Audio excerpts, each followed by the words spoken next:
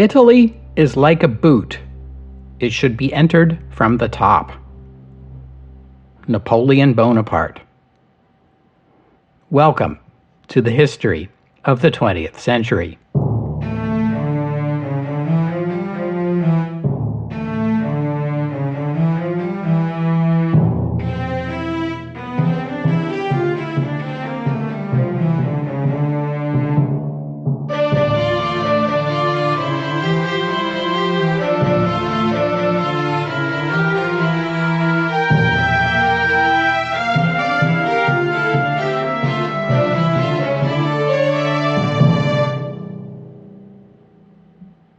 Episode 411, From the Top.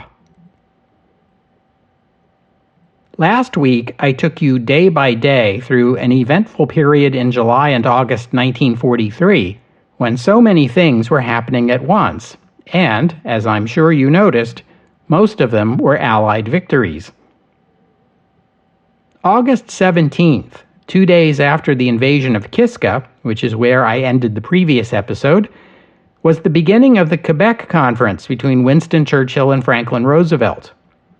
I've already talked about this conference in episode 400, so I won't go over it again, although I will remind you that the opening day of the conference was also the day that the U.S. 7th Army and the British 8th Army met at the city of Messina in northeast Sicily, completing the Allied takeover of that island.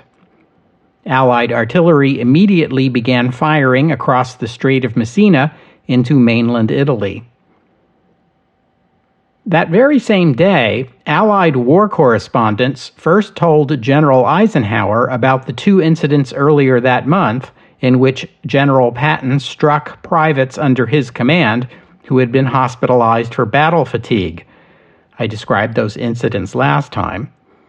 The news angered Eisenhower, but he judged Patton too valuable to relieve of his command. So he persuaded the reporters to spike the story and ordered Patton to apologize to the two soldiers, to the medical staff who had witnessed the two incidents, and publicly in front of the soldiers under his command. Some of his soldiers welcomed his apology, others continued to resent Patton's ill treatment of their comrades. This was also the day the U.S. 8th Air Force undertook its biggest raid so far against the Messerschmitt plant in Regensburg and the ball bearing factories at Schweinfurt, which I also described in episode 400. And that night, the RAF attacked the German Army's research center at Peenemünde after receiving reports that the Germans were experimenting with rockets capable of reaching Britain. Also on this day, in Manhattan, the first and only child was born to Robert and Virginia De Niro, two artists living in Greenwich Village.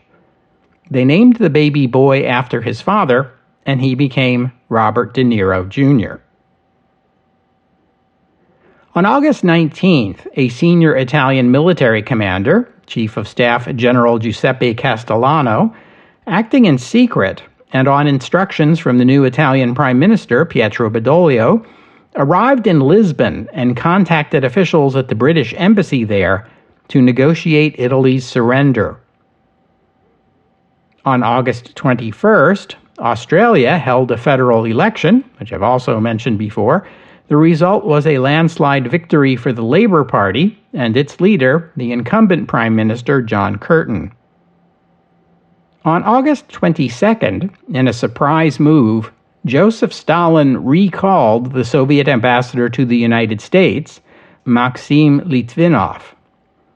His name has come up before in the podcast. Litvinov had served as Soviet foreign minister in the 30s, and he played an important role in building better relations between the USSR and Western powers, especially the United States.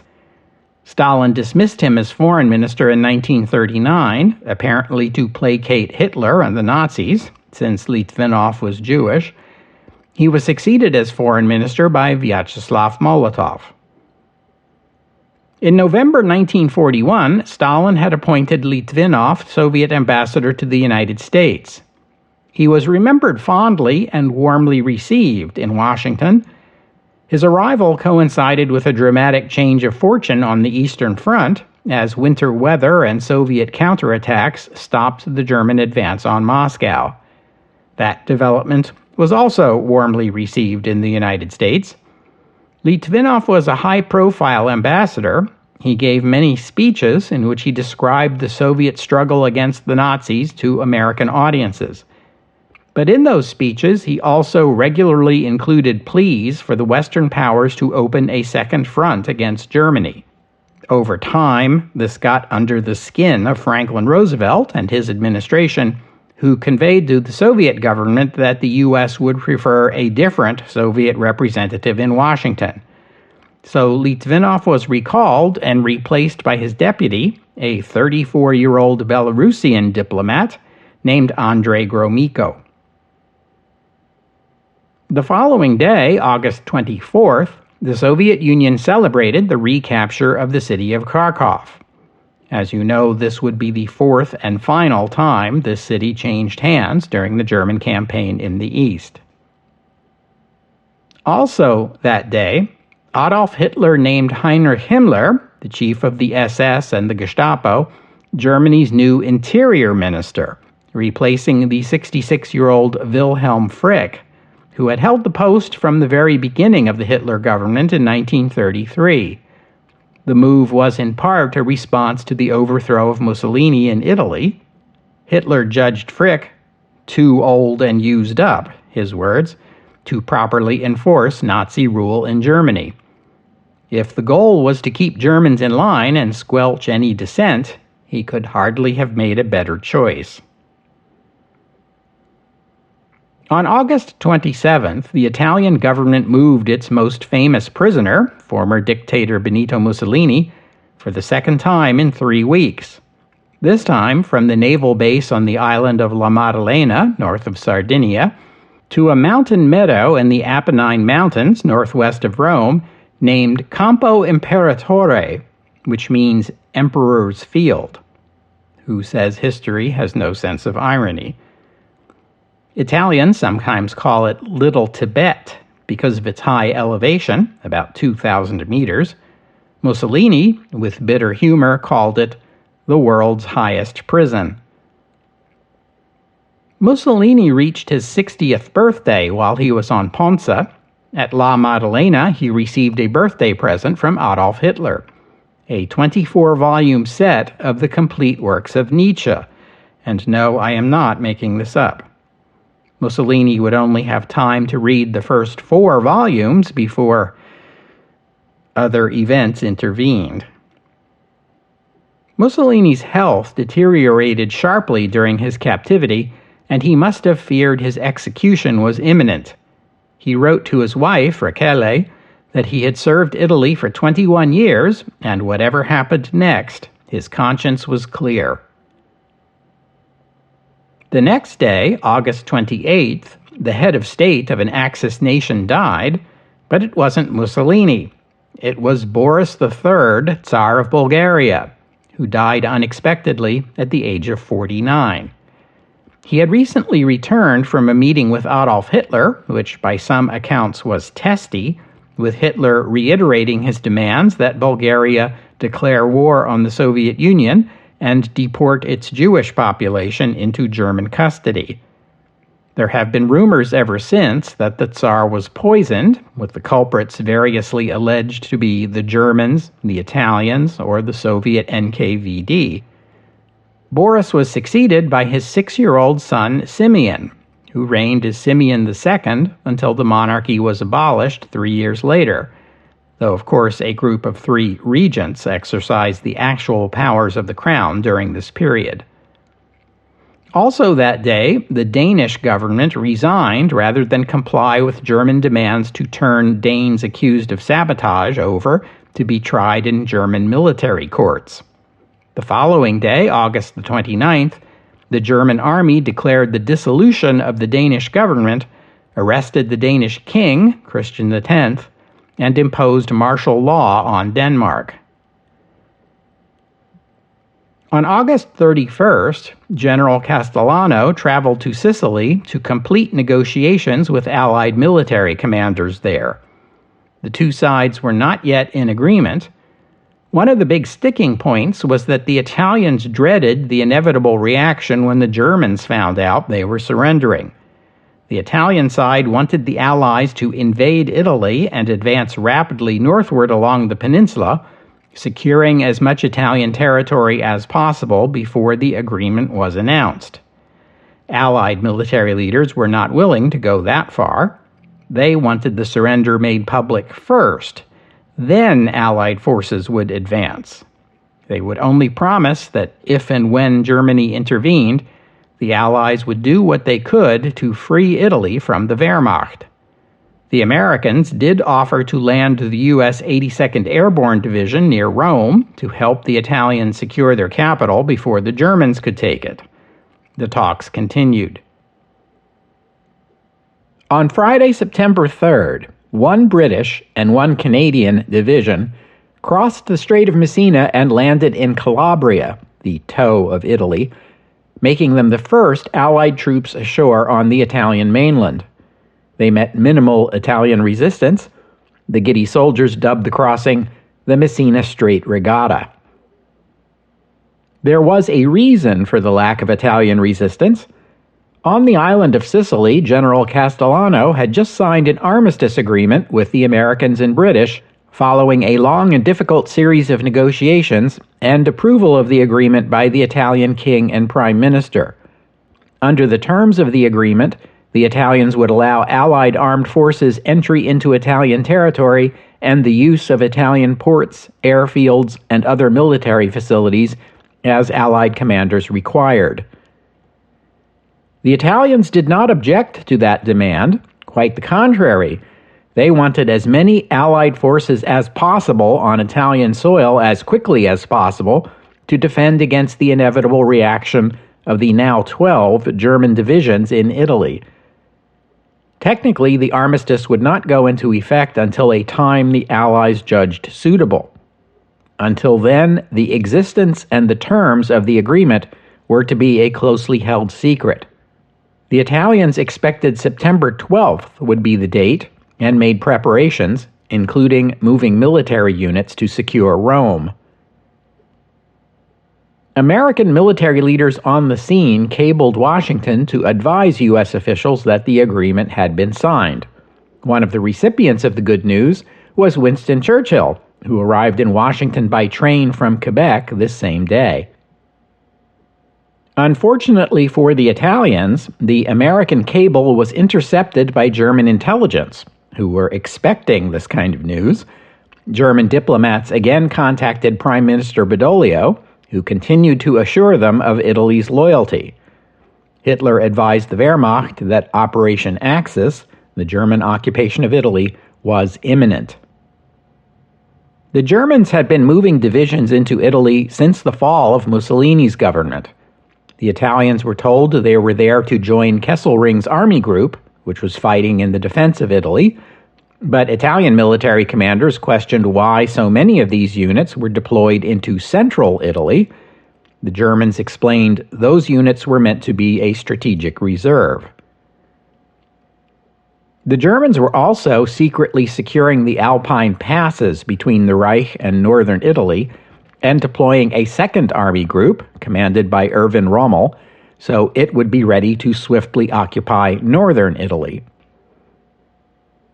The following day, September 4th, units of the British Eighth Army seized a port in the Italian province of Calabria, San Giovanni di Gerace.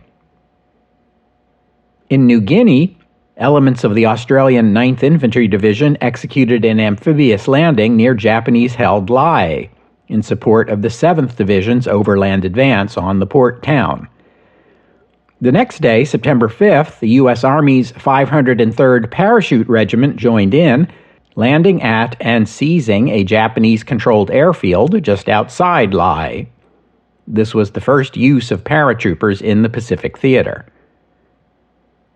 On September 7th, as the German Army continued its retreat on the Eastern Front under pressure from the Red Army, Heinrich Himmler issued a scorched earth order, commanding the withdrawing Wehrmacht to destroy everything on territory abandoned to the Russians: homes, factories, villages, mines, livestock, crops, railroad tracks, and more.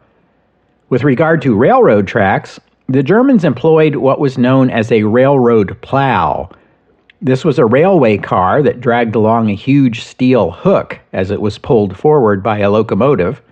As the locomotive pulled the car forward, the hook would plow through the ground between the rails, breaking every railroad tie in half along the way. This caused the rails to lose their alignment, rendering the track useless until it was rebuilt with new ties.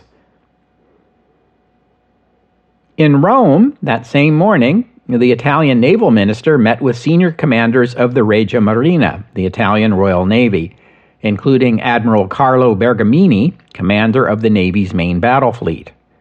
That fleet was currently stationed at La Spezia in northeastern Italy. It had been moved there to keep it out of reach of Allied bombers. The fleet wasn't capable of much anyway, owing to Italy suffering critical fuel shortages. But the force was on high alert, prepared to sortie against any Allied attempt at an amphibious landing on the Italian mainland, even though no one was under any illusion that such an action would be anything but suicide. The minister did not tell the admirals that a surrender to the Allies was pending. Indeed, the minister did not know that himself. He presented the admirals with a set of orders from the Italian government, said to have been prepared for the possibility that the Germans might attempt to use force to overthrow the current Italian government and reinstall Mussolini. In such an eventuality, these orders instructed the admirals to put their ships to sea rather than allow them to fall into German hands. Ships that could not be put to sea should be scuttled, and any German ships in Italian ports should be seized if possible, or else destroyed. The orders also directed that the Navy should be prepared to fire on German warplanes, but specifically directed them not to fire on any Allied planes. This was a clue that there might have been something more to these orders than the government was acknowledging.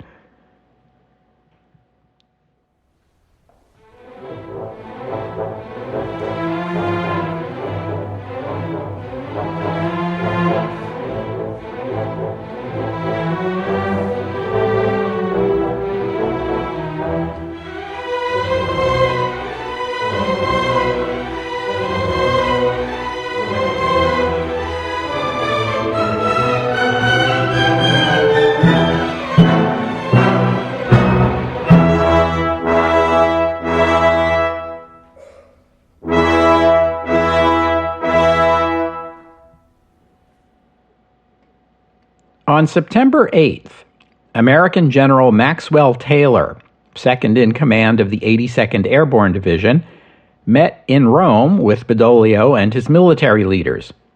It was a dangerous assignment that involved Maxwell landing secretly behind enemy lines.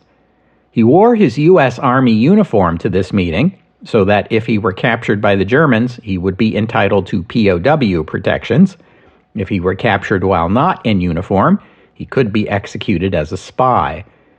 In any case, he was not captured, but the meeting with the Italians went poorly. Taylor told the Italians that the armistice was to be made public and put into effect that very evening. Tomorrow morning would see an Allied amphibious invasion in southern Italy, and the 82nd Airborne would land at drop points around Rome. The Italians told Taylor there were German army units stationed around the city, some at the very drop points Taylor had identified. They begged him to recommend to Allied command that the announcement be delayed 4 more days until the 12th, which would give the Italian military more time to prepare for the German response. The meeting left Taylor with the impression that the Italian military were incapable of defending Italy against the Germans, now or later.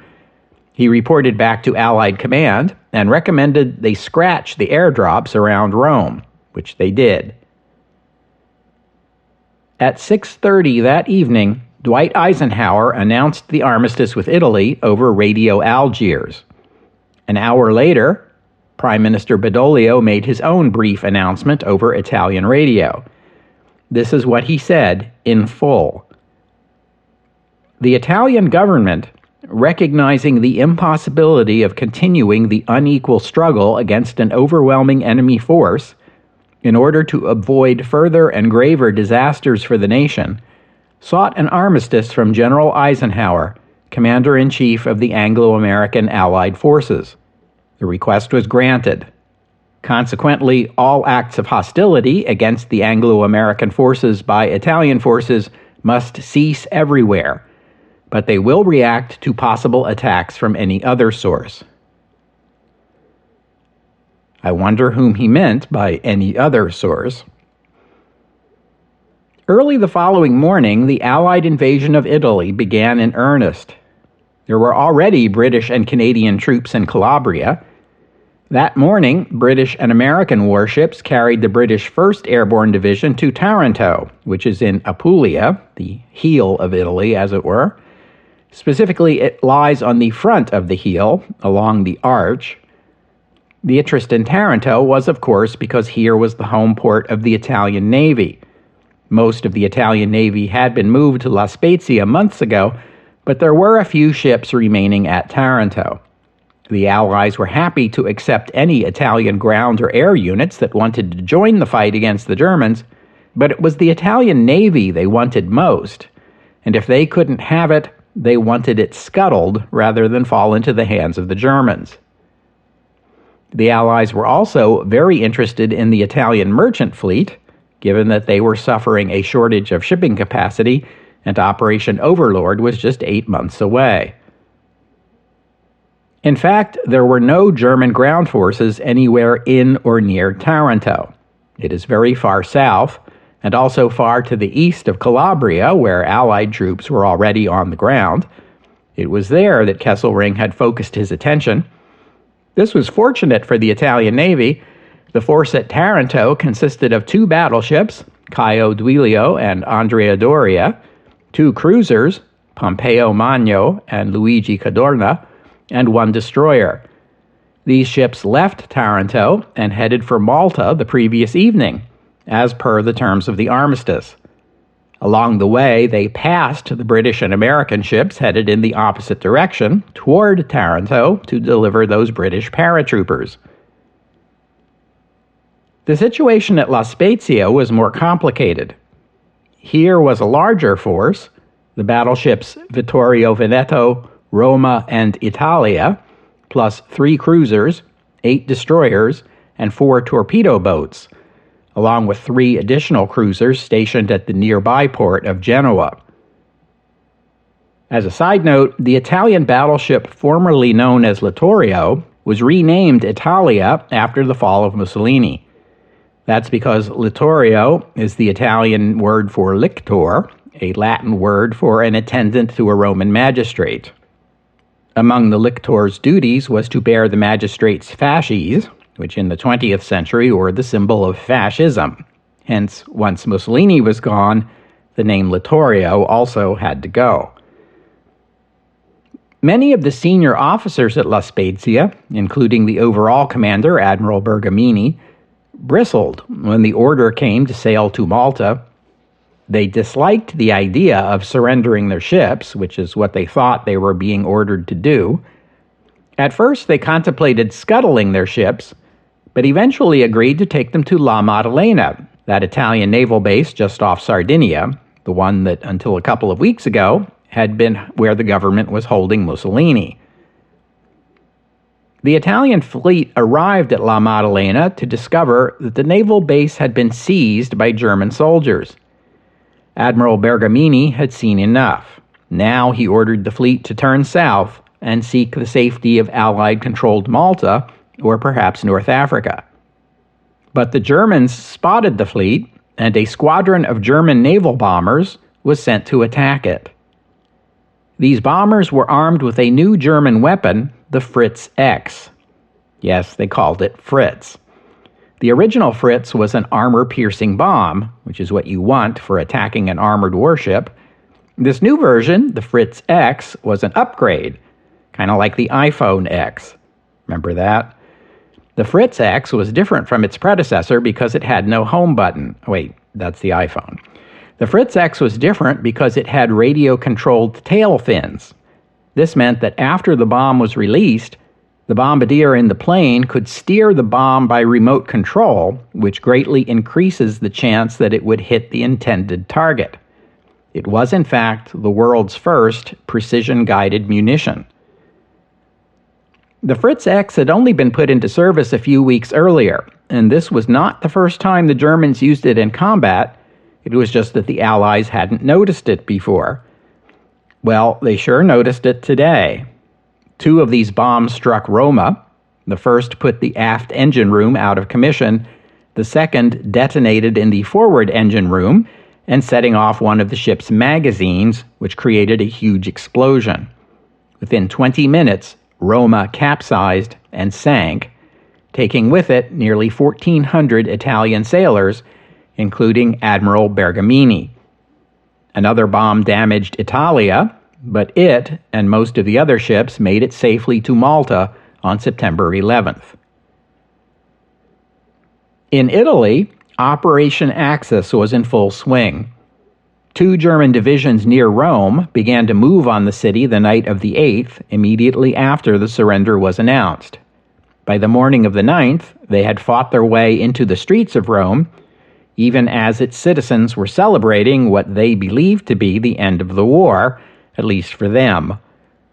With Rome's defenses collapsing, the king fled the city, along with the royal family, Prime Minister Badoglio and his government, and Italy's most senior military commanders.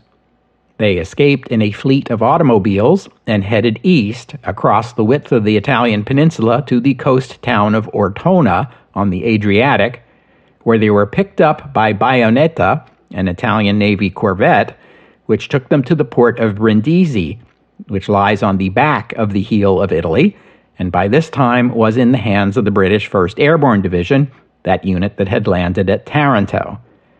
The king and the government would set up shop in Brindisi, which would function as the provisional capital of Free Italy.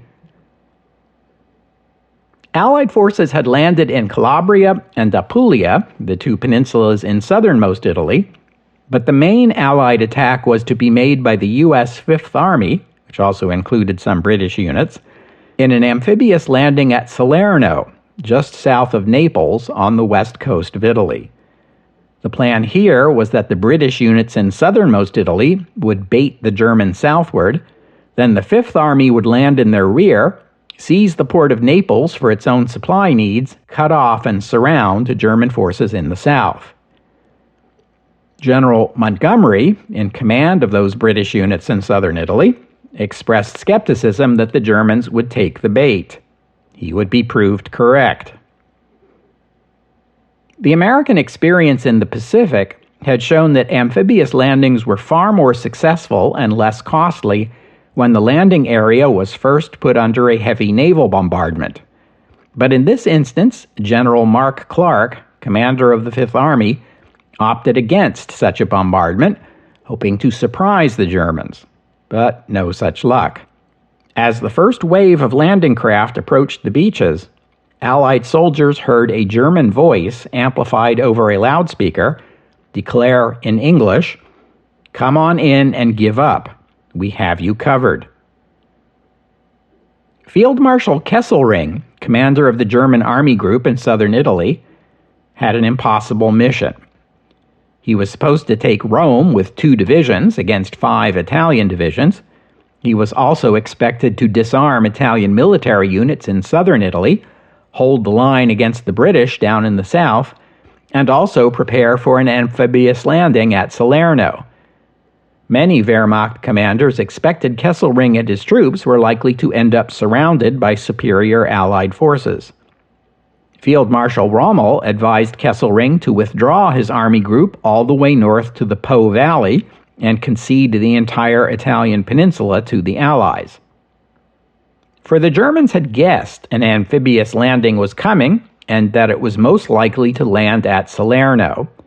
An amphibious landing behind German lines was an obvious move, and Salerno was as far north as Allied air cover from Sicily could reach, so there it was. The German 16th Panzer Division had been sent to hold the beaches there, and by the time the Allied invasion came, the Germans were ready to meet it with hundreds of pre-positioned artillery guns and machine gun nests. Allied troops landed anyway, but they faced heavy resistance. They were mostly pinned down on the beaches or in low-lying farmland and orchards, subject to German fire from higher elevations farther inland. It took until the following day, September 10th, for sufficient mines to be cleared to allow Allied warships to approach the landing sites closely enough to identify and fire on German positions. By the end of that day, the Allies controlled a strip of Italian coastland about 60 kilometers long and 10 kilometers deep. On September 12th, at about 2 o'clock in the afternoon, 10 German gliders landed silently on the Campo Imperatore. Each glider carried 9 soldiers plus the pilot. The soldiers were German paratroopers or SS soldiers, among them Otto Skorzeny, the SS officer who'd wanted the German military to do more British-style commando raids. They approached the Campo Imperatore Hotel, where Benito Mussolini was being guarded by 200 Italian soldiers. Skorzeny had brought along a hostage, Italian General Fernando Soletti, who had been captured when the Germans took Rome. Soletti ordered the Italian soldiers not to shoot or otherwise interfere with the German operation. They complied. Skorzeny and his SS troops entered the hotel and found Mussolini, who embraced Skorzeny and told him he knew his friend Adolf Hitler would not abandon him. Skorzeny then escorted Mussolini to a waiting plane. They flew to Rome, where they changed planes and then flew on to Vienna.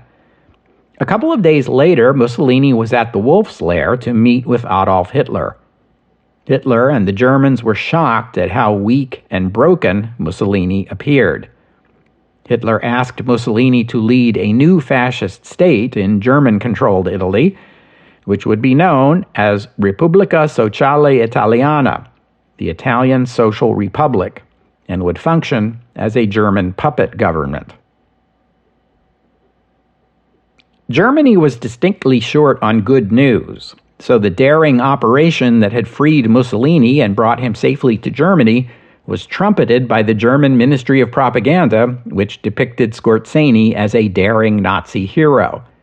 The name Otto Skorzeny would soon be known around the world, spoken in Allied nations with a mix of anger and grudging admiration. That same day, the 12th, the Germans began an offensive at Salerno aimed at driving the Allied forces into the sea. The fighting was bloody as the Germans advanced. Some German units got within sight of the beach. General Clark began planning a withdrawal. When word of this dire situation reached Admiral Cunningham at Malta, he sent the British battleships HMS Warspite and Valiant to add their firepower to the bombardments of German positions. American bombers pounded the German rear to cut their supply lines. One bomber unit, commanded by General James Doolittle, he of the Doolittle raid, bombed an Italian town so thoroughly that his superior, General Spaatz, sent him a message that read, "You're slipping, Jimmy. There's one crabapple tree still standing." The purpose of destroying a town in that manner was the exercise of a tactic the Americans called putting the city in the street, by which they meant destroying buildings so that the rubble would clog the streets and block the flow of traffic through the town. The British Eighth Army moved as fast as they could across the 400 kilometers that separated them from the American Fifth Army. They encountered no German resistance, but the Germans had done a very thorough job of blowing up bridges and placing obstacles, which slowed them considerably. Montgomery sent Clark several messages that amounted to, "Hang in there, we're coming." The Fifth Army held out, thanks to naval and air bombardment and the timely arrival of one regiment of the American 82nd Airborne Division, which had been held in reserve since the operation to capture Rome had been canceled. General Clark would later remark that Churchill had called Italy the soft underbelly, but what he had found was one tough gut.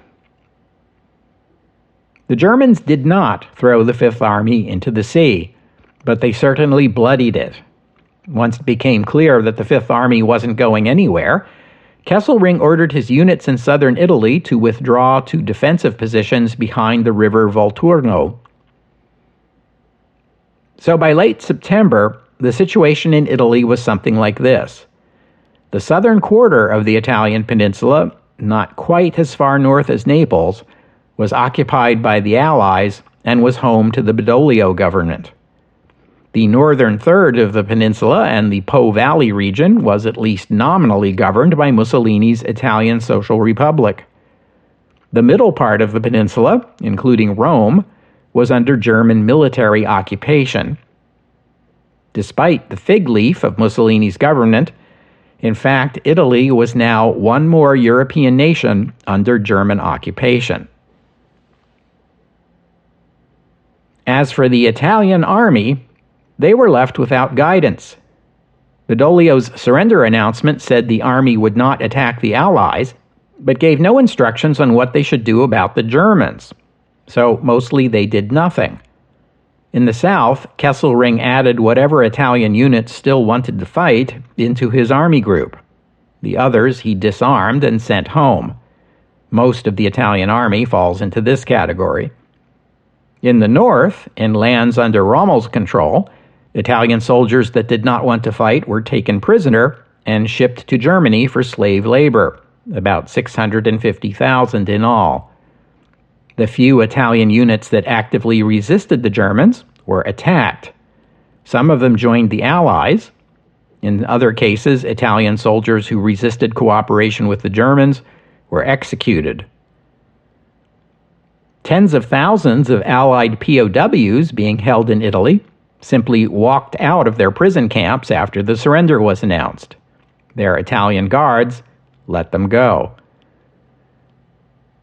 The Allies, technically the United Nations, accepted Italian military support but refused to call Free Italy an ally or a member of the United Nations. Free Italy was designated a co-belligerent. With regard to the Italian co-belligerent navy, it remains to this day a point of pride in the Italian Navy that in 1943 it did not surrender or scuttle or abandon its ships. Italian ships still flew the Italian flag and still answered to the Italian king and his lawful government. When the king and the government switched sides, the Navy switched with them, as was its duty. As for Jewish Italians, while they had previously been subject to legal discrimination under the fascist government, they were not deported to the German-run murder camps. Now, with most of Italy under the control of the German military, deportations quickly began, with the full cooperation of Mussolini's new government in the north. Some 8,000 Jewish Italians were sent to the camps. Only 1,000 of them survived the war.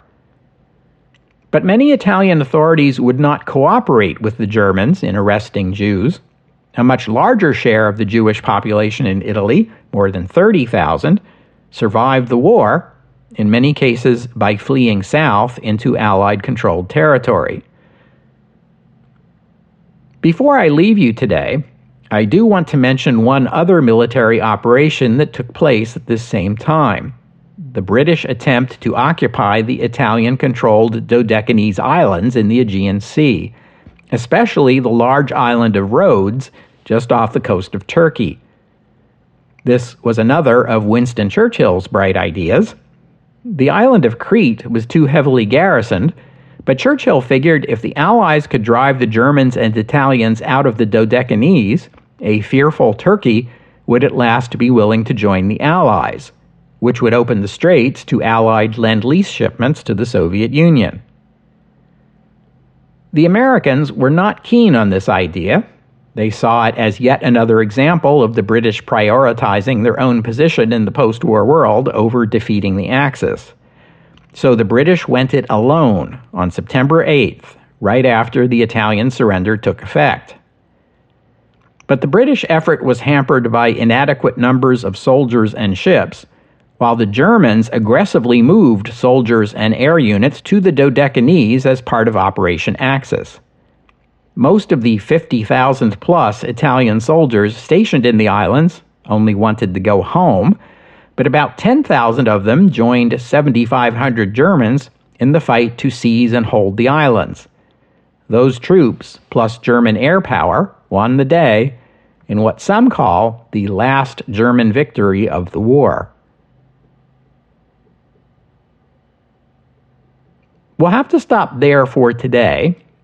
I thank you for listening, and I'd like to thank George and Nicholas for their kind donations, and thank you to Xander for becoming a patron of the podcast. Donors and patrons like George and Nicholas and Xander help cover the costs of making this show, which in turn keeps the podcast available free for everyone always. So my thanks to them and to all of you who have pitched in and helped out. If you'd like to become a patron or make a donation, you are very welcome. Just visit the website, historyofthe20thcentury.com, and click on the PayPal or Patreon buttons. As always, the podcast website also contains notes about the music used on the podcast. If you hear a piece of music on the podcast and you would like to know more about it, including the composer, the performers, and a link to where you can download it, that would be the place to go. While you're there, you can leave a comment and let me know what you thought about today's show. And I hope you'll join me next week here on the History of the 20th Century as we look at the Pacific, where the Allies go on the offensive in the Solomon Islands, and a once great airplane becomes not so great. Hero to Zero, next week, here on the History of the 20th Century. Oh, and one more thing. A Glaswegian seaman by the name of Alistair MacLean served in the Royal Navy during the war. Among his many wartime experiences, the ship on which he served was part of the ill-fated PQ-17 Arctic convoy. After the war, he returned to his native city, where he earned an English degree from the University of Glasgow. In 1955, at the age of 33, he published his first novel, HMS Ulysses, in which the titular fictitious Royal Navy cruiser is part of an ill-fated Arctic convoy. HMS Ulysses became a bestseller and earned him critical acclaim. His second novel, published in 1957, was another fictionalized wartime thriller, this time set during the 1943 British campaign in the Dodecanese Islands, which I told you about a few minutes ago. It was called The Guns of Navarone, Navarone being a fictional island in the Dodecanese. This novel was an even bigger success and was adapted into a 1961 film with the same title, directed by J. Lee Thompson and starring Gregory Peck, David Niven, Anthony Quinn, and James Darren. It was the second highest grossing film of that year, surpassed only by West Side Story. The Guns of Navarone was the high point of MacLean's career, though he would continue to publish one or two books every year until his death in 1987, including The Satan Bug, Where Eagles Dare, and Ice Station Zebra, a number of which were also made into films.